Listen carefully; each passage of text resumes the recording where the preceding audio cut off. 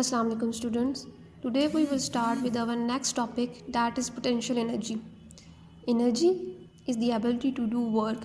Energy exists in various forms such as mechanical energy, heat energy, light energy, sound energy, electrical energy, chemical energy and nuclear energy. Mechanical energy possessed by a body is of two types. One, kinetic energy, and second is potential energy. Kinetic energy is the energy of a body due to its motion, and the bodies which are on rest and about to move, not moving, possessed potential energy.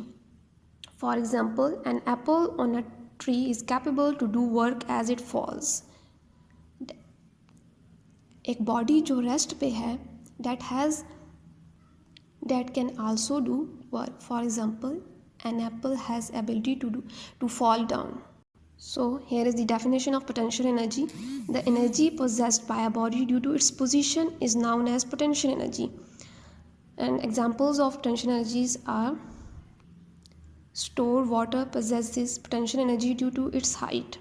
हम पानी को कैसे store करते हैं? पानी को dams में store किया जाता है। तो डैम्स में जो पानी स्टोर किया जाता है उसको हम एक स्पेसिफिक हाइट से किसी भी लेवल तक नीचे गिराते हैं, तो उस हाइट की वजह से उस स्टोर वाटर में हमारे पास क्या होगी? पोटेंशियल एनर्जी होगी। A hammer raised up to some height has ability to do work because it possesses potential energy. Hammer है हमारे पास, तो उसको हम जब कील पे मारते हैं तो हम पहले उसे एक स्पेसिफिक हाइट पे लेके जाते हैं, देन हम उस कील पे मारते हैं। तो स्पेसिफिक हाइट की वजह से उस हैमर के अंदर जो एनर्जी स्टोर होगी that is potential energy. A stretch bow has potential energy due to its stretch position. When release the store energy of the bow pushes the arrow out of it. The energies present in the stretch bow is called elastic potential energy. अब bow के अंदर भी potential energy है, वो potential energy किस वजह से है? Due to its stretch position. ठीक है, उस स्ट्रेच पोजीशन की वजह से हमारे पास जो एनर्जी उस बो में स्टोर होगी that is potential energy. And the stretch energy present in the bow is called the elastic potential energy. ठीक है, ये first type of potential energy है, that is elastic potential energy due to elasticity of the body.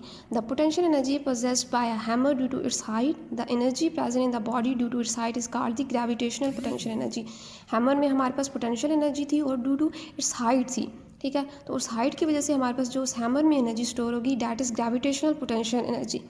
Let a body of mass m be raised up through height h from the ground. For example हम एक पानी का container ले लेते हैं, उसको हम एक स्पेसिफिक हाइट पे ले जाते हैं।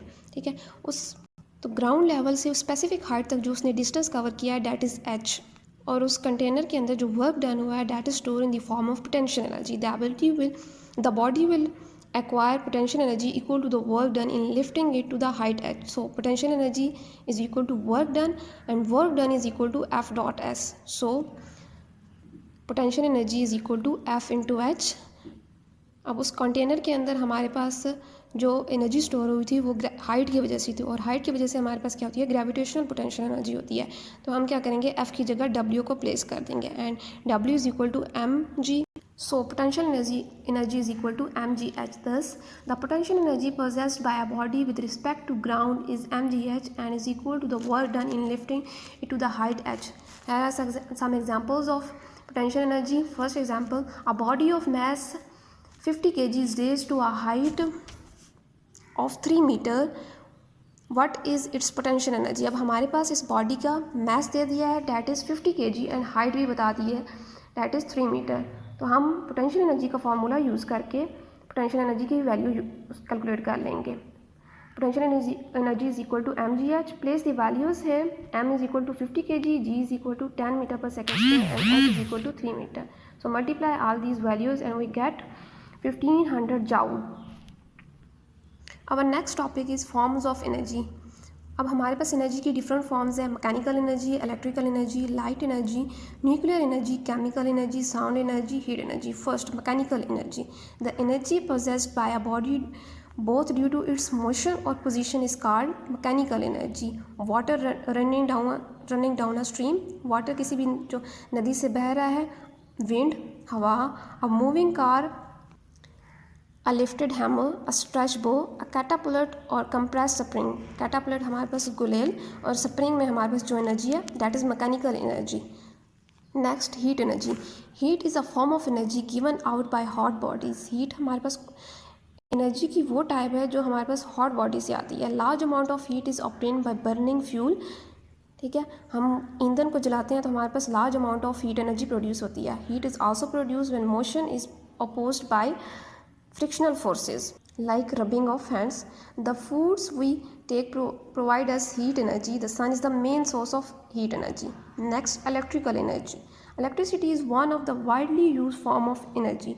Electrical energy can be supplied easily to any other place through wise. Electrical energy को हम इजीली सप्लाई कर सकते हैं किसी और जगह से with the help of wires. We get electrical energies from battery and electric generators. These electric generators are run by hydropower, पानी से, thermal और nuclear energy, thermal steam and nuclear energy with the help of nuclear reaction. Next is sound energy. Sound is a form of energy. It is produced when a body vibrates. जब भी किसी भी body में vibration produce होती है तो वो body sound produce करती है और हमारे पास साउंड एनर्जी प्रोड्यूस होती है. Such as vibrating diaphragm of a drum. ठीक है, जैसे हम ढोल बजाते हैं, ढोल के डायफ्राम की वाइब्रेशन की वजह से हमारे पास साउंड एनर्जी प्रोड्यूस होती है. Vibrating strings of sitar and vibrating column of wind instrument such as flute pipe. ठीक है, सितार की तारों की वजह से वाइब्रेशन जो प्रोड्यूस होती है एंड द फ्लूट पाइप बांसुरी के बजने की वजह से हमारे पास साउंड एनर्जी प्रोड्यूस होती है. Light energy. Light is an important form of energy. Plant produce food in the presence of light such as photosynthesis process. We also need light to see things. We get light from candles, electric bulbs, fluorescent tubes जो हमारे पास घरों में बड़ी बड़ी tubes लगी होती हैं, and the burning fuel और ईंधन के जलने की वजह से. However most of the light comes from the sun. Next, chemical energy. Chemical energy is present in food, fuels and other substances. We get other form of energy from these substances during chemical reaction. Burning of wood, coal or natural gas in air is a chemical reaction which release energy as heat and light. जब हम इन लकड़ियों को जलाते हैं तो हमारे पास एक chemical reaction होता है. उस केमिकल रिएक्शन की वजह से हमारे पास क्या होती है कि लाइट और हीट प्रोड्यूस होती है. Electric energy is obtained from electrical batteries as a result of chemical reaction between various substances present in them. अब हमारे पास इलेक्ट्रिकल एनर्जी जो प्रोड्यूस होती है इन बैटरीज और सेल, उसमें भी हमारे पास एक केमिकल रिएक्शन हो रहा होता है जिसकी वजह से हमारे पास इलेक्ट्रिकल एनर्जी प्रोड्यूस होती है. Animals and muscular get heat and muscular energy from food they eat. हमारे पास जानदार जो भी चीज़ खाते हैं उसकी वजह से हमारे पास एनर्जी स्टोर हो जाती है. उस फूड की वजह से हमारे पास एनर्जी स्टोर हो जाती है and that energy help us to do work. Last form is nuclear energy. Nuclear energy is the energy released in the form of nuclear radiation in addition to heat and light during nuclear reactions such as fission and fusion reactions. अब nuclear energy हमारे पास in the form of radiations produce होती है और ये किस वजह से produce होती है?